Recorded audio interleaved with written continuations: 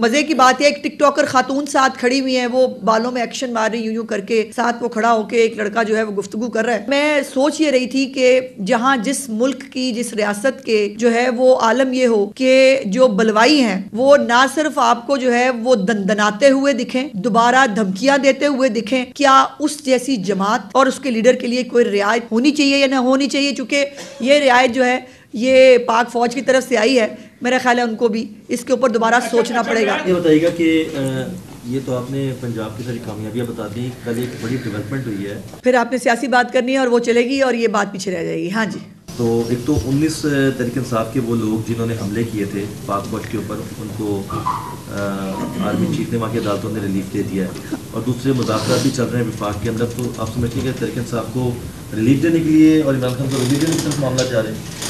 देखिए पहले तो मुझे बड़ा अफसोस है, मैंने हमेशा, आपको याद है मैंने जब भी बात की है मैंने कहा कि मुझे उन बच्चों से बहुत हमदर्दी है जो बच्चे इंतशार और फसाद का ईंधन बने और उन्होंने अपनी ज़िंदगियां तबाह की।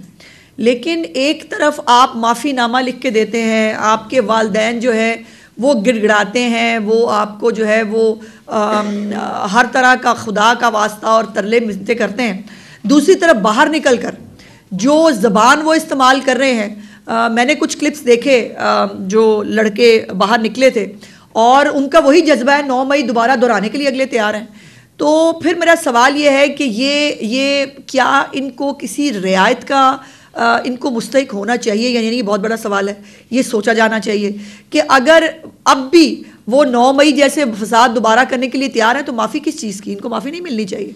दूसरी तरफ KPK के CM हाउस के अंदर बाकायदा इन बलवाइयों को, इन फसादियों के एजाज़ में तकरीब होती है और तकरीब होकर उनको हल्लाशेरी दी जाती है कि शाबाश, वेरी गुड, बड़ा कारनामा सर अंजाम दे के आए हो।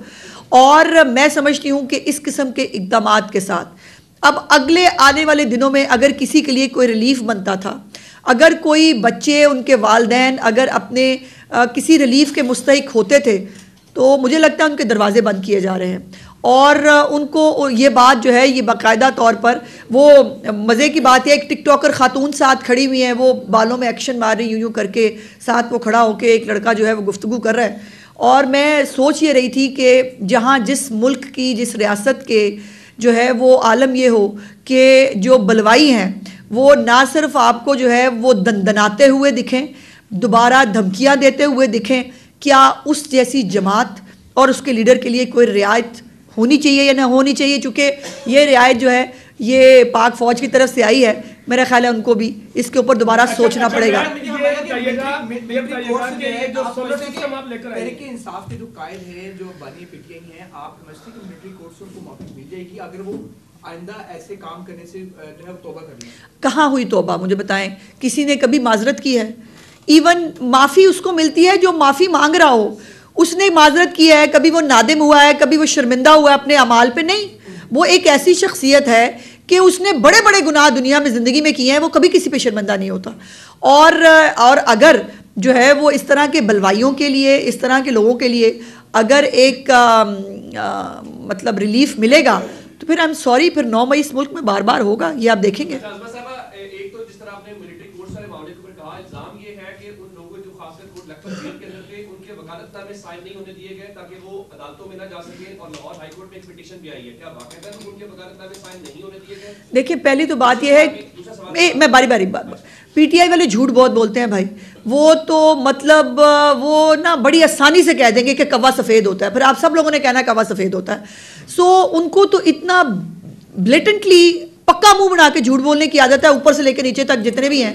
सो वो क्या कहते हैं, मतलब जब तक वो वेरीफाई ना हो उसको मैं वो उसकी तस्दीक नहीं कर सकती। और ये जो है ना, ये इल्ज़ाम लगा के मजलूम बनना, फिर उसके बाद सिंपैथी हासिल करना, फिर हीरोइज़म जो है इस मुल्क में सोशल मीडिया के ऊपर वायरल होने का तरीका और मशहूर होने का तरीका ये है कि आप जो मर्जी झूठा इल्ज़ाम लगाएं। एक ये भी इल्ज़ाम लगा था जो 26 नवंबर के धरने में, वो एक क्लिप आपने देखा, उसने कहा मेरा बाप मर गया था, पता नहीं ये हो गया, उसका बाप जिंदा सलामत था, उसने कहा मैंने इसको घर से निकाल दिया था।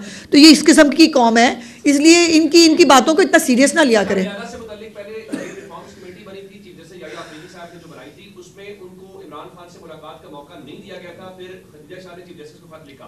कल कौमी असम्बली की इंसानी हुकूक कमेटी ने कहा है कि वो 8 जनवरी को अडयाला जाना चाहते हैं, तो क्या इस बार इंसानी हुकूक कमेटी को अडयाला जेल जाने दिया जाएगा? इमरान खान के सेल का मुआयना करने दिया जाएगा? ये बता, फिर ये क्लियरली जो है वो बता दे कि इनका कोई मामला जेल रिफॉर्म्स का नहीं है। इन्होंने इमरान खान को फैसिलिटीज़ देने के लिए अभी भाई भुने हुए वो मुर्गे खाता है, देसी मुर्गे खाता है, ड्राई फ्रूट खाता है, और क्या रह गया भाई उसकी खिदमत में जो है वो पेश करने के लिए। तो जो हम कहते हैं ना कि हर चीज़ में इन्होंने सिर्फ सियासत करनी है। अब मज़े की बात ये, KPK में जेलें टूटती हैं, KPK के अंदर जो है हालात मतलब इंसानों के क्या ही होंगे जेलों के अंदर, वहाँ पे किसी की नज़र नहीं जाती और वहाँ कोई जाने के लिए तैयार नहीं। वहाँ हुकूमत भी है, पहले जाके अपनी हुकूमत की जेलें तो ठीक कर लेना। लेकिन इनको अडयाला जेल के थ्रू इमरान खान के सेल में घुसना है और वो एक सियासी एजेंडा है, इसके अलावा और कुछ